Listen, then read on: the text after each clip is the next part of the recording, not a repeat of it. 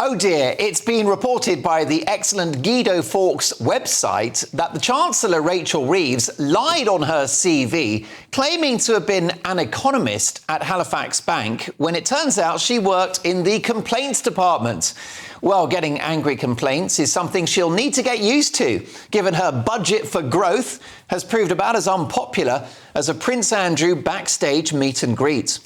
After all, Rachel Reeves has enraged 10 million pensioners by axing their winter fuel payments, enraged farmers with an inheritance tax raid, and enraged business with a hike on employer national insurance contributions, which the boss of Deutsche Bank this week called a payroll tax, which may lead to 100,000 workers facing unemployment.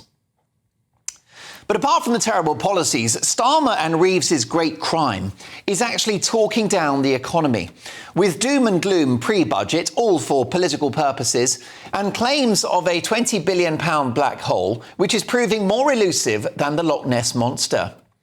All this negativity has now hit the economy, with new figures this week revealing that growth has dropped from 0.5% under Rishi Sunak in the summer, the highest in the G7, to 0.1% under Sir Keir Starmer and Rachel Reeves. If only this government had a complaints department like the Halifax do. Now, in my big opinion last month, I said that duplicity and dishonesty are a key feature of this new administration. And the plot thickens as the Chancellor Rachel Reeves faces a fresh headache today, as the Telegraph report that she's been accused of exaggerating the length of her service working at the Bank of England. In a 2021 interview for Stylist magazine, to which I subscribe, obviously, she said she'd spent a decade working as an economist at the Bank of England and, quote, loved it. However, on LinkedIn, a networking website where you show your career history, it lists only a 6-year period of service at the bank from September 2000 to December 2006. That's not a decade, is it? With political advisor Henry Newman suggesting a year of that was spent as a student. Now, this is just days after the Chancellor's LinkedIn page was edited to change her job title at the Bank of Scotland from economist to retail banking, which I think means giving bags of pound coins to shopkeepers, exchanging holidaymakers' currency, and handing out those free blue pens. Now, this story may seem trivial. After all, my CV says that I'm 28, have a swimmer's build, and played Luke Skywalker in Star Wars. But a pattern is emerging. This is the same Chancellor that said that she did not anticipate raising tax on working people and has done just that with the aforementioned payroll tax, something that the respected and politically neutral Paul Johnson of the IFS has said will likely impact workers via lower wages, cancelled bonuses and potentially layoffs. Honesty in politics is important, and Reeves and her ilk were all too keen to point that out during the last administration. They gave Boris Johnson, Liz Truss and Rishi Sunak dog's abuse over these issues. So, an online archive shows that in 2009, when Rachel Reeves, our first woman Chancellor, how embarrassing for women, was campaigning to be an MP, her website said the following, and this is the kicker. Rachel has spent her professional career as an economist, working for the Bank of England, the British Embassy in Washington and at Halifax Bank of Scotland. Oh dear, the Chancellor is an economist, all right, an economist with the truth.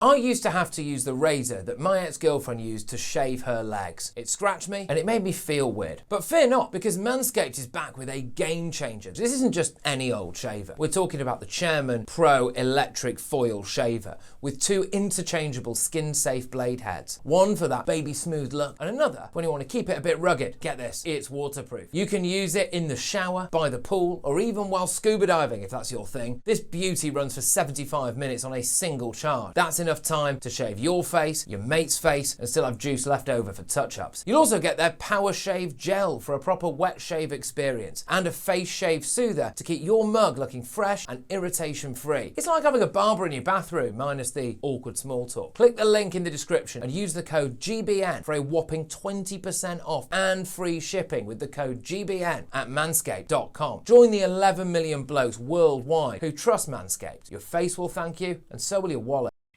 Are you concerned about these revelations of the Chancellor's past? Let me know your thoughts. gbnews.com/your say. But first, tonight's top pundits, historian and fellow of the Danube Institute, David Oldroyd-Bolt, editor-at-large at The Mail on Sunday, Charlotte Griffiths, and former Labour prospective parliamentary candidate, Susie Stride. Great to see all three of you. Charlotte, let me start with you. Welcome back to the show. Is this a big political problem for Rachel Reeves? I think so, because for me, I was very bought into that goody two-shoes, honest, school mistressy Rachel Reeves. And all that negativity, by the way, dealing with complaints, have clearly worn off on her because she was so doom and gloom. But I did buy into it. I thought, this is an honest politician and she's just warning us it's going to be tough. Grown-ups back in charge? Yeah, a little bit of that. And then now, of course, we know she's just lying on her CV, just like the rest of us, I suppose, have done at one point or another, especially you. Correct. But she's not. True about Luke Skywalker, by the way, two-shoes. and the swimmer's bill. I'll show you later. David, I'll show you later anyway. Thank you. No, far from being Mrs. Schoolmistress Goody Two-Shoes, she fibs on her CV, and of course everything she promised, it has come to be the opposite. Of course she's raiding taxes left, right, and centre. I mean, David, being parsimonious with the truth on a CV is not crime of the century, but talking the economy down so that growth goes from 0.5% in July to 0.1% today, that is a problem. As is inventing a £20 billion black hole, which the OBR has repeatedly said there is no evidence to show has ever existed, whether as a consequence of the last Conservative government or indeed as a consequence of Miss Reeves' rather stupid budget. The problem is that she's not very good at being the Chancellor because, as we now know, she's got about as much economic experience as the table in front of us. And I think this shows a big problem with the Labour Party, as it always seems to happen with Labour governments. They're not very good at telling the truth about themselves and their experience, and they're not very good at government once they get to it. The great exception was Gordon Brown, because he was a trained economist who, malign as I think his influence on the economy was, did actually know what he was doing and how to achieve it. But that's an unusual thing, and I think Ms Reeves is just putting herself in the pantheon of useless Labour chancellors. OK, please don't be rude about the table. This is IKEA's finest. Money's been spent, let me tell you. The problem is that Rachel Reeves, Susie, is not going to be part of the furniture for much longer, is she? She's on borrowed time now. I mean, I just don't agree. I'm sorry, I don't see this as a big deal. Go. How dare you?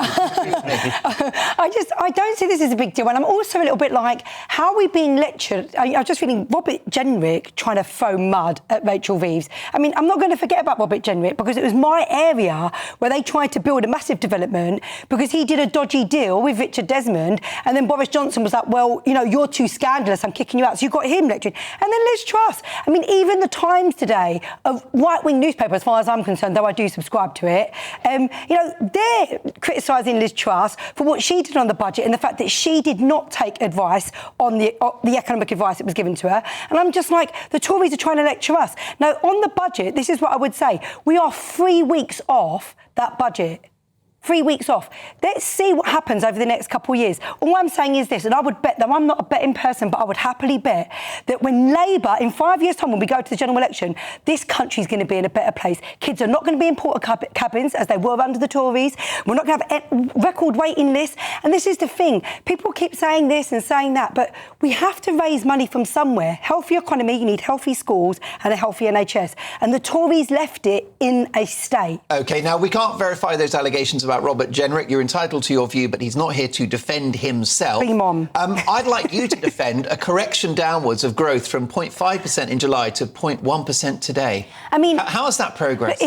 Interestingly, the one thing I would agree with you on is this. I mean, I think it is so important to be positive and to not be all, and it's really funny because I think Patrick interviewed me in the summer and I look back on the interview and it makes me laugh so much because I think they were being a bit gloomy. sorry, you know, and for political reasons. Well, don't you think they were leveraging the bad news? There's two things. There's two things here. Number one, the day after that budget, I listened to that budget, okay, and I literally came up from listening to that budget. I was going on a lovely countryside walk. It was half term, and I was like, I felt so excited. I was like, yes, we're going for investment, you know. And I just saw the papers the next day, and it was just negative. And all I can say is, I'm sorry, but the press in this country have got a lot to answer for. Negative. No, lot to answer for. Were the press wrong to be negative? Were you wrong to be negative? No, what happened was 2 days later you hear the truth come out because the press have held her to account, drilled down, and like you were saying, it turns out it was all very duplicitous. And, you know, we're now finding out that actually pretty much every farmer is going to have to pay IHT tax, not just a select few wealthy farmers. Upwards of 60%.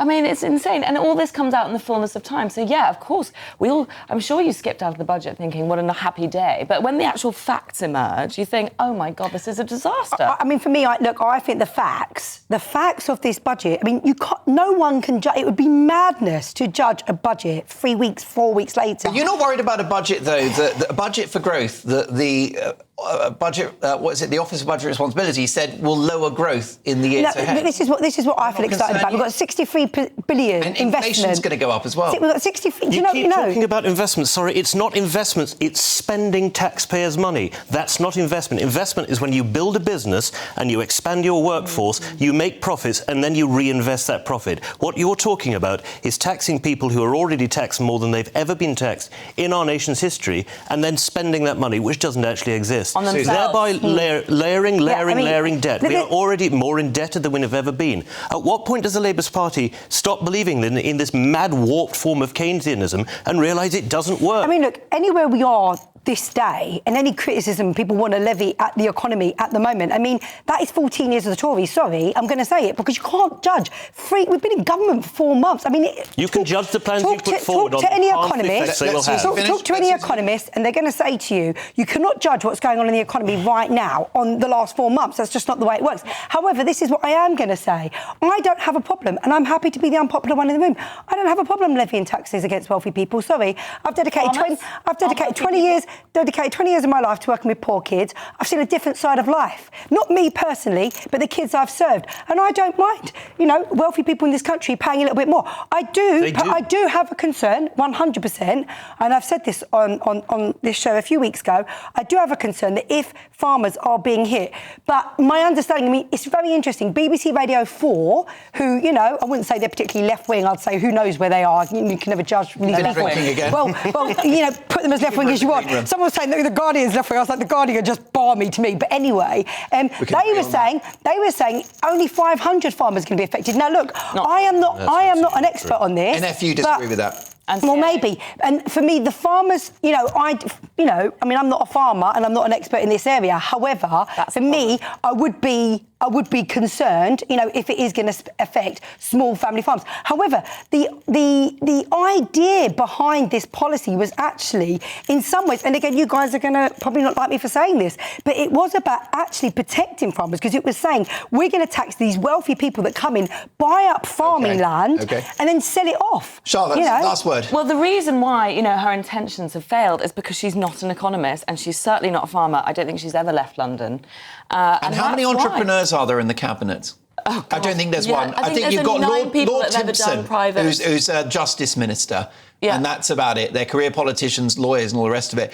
Briefly, though, is this a crisis of the Tories making? They're the ones that broke the economy, aren't they, Charlotte? Well, no, because it was doing quite well under Rishi Sunak by the end and actually went down once Rachel Reeves took over as Chancellor. I think if you ask working people, it wasn't going well. It's a crisis of the entire political class. But people, it's like the Democrats, they just lost because people on the ground were struggling. OK. Rishi Sunak can say what he wants. It's a crisis of the entire political class that agreed with lockdowns and furloughs and the entirely crippling economic measures that didn't work, didn't save lives and have made people poorer.